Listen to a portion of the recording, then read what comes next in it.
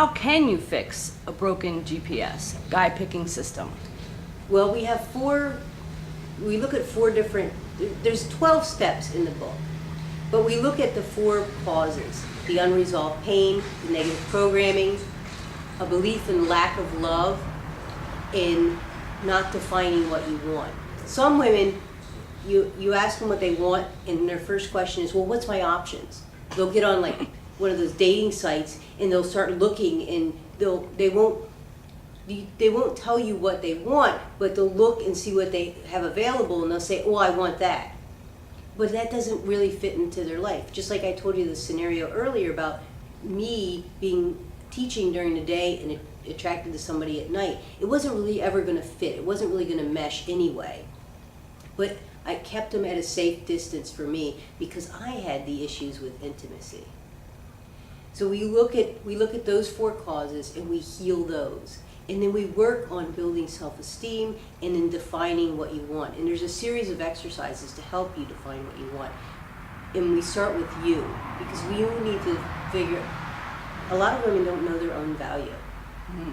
So we work on defining your value. And once you define your value, you realize that a lot of those people that, one of the biggest things people fear is rejection.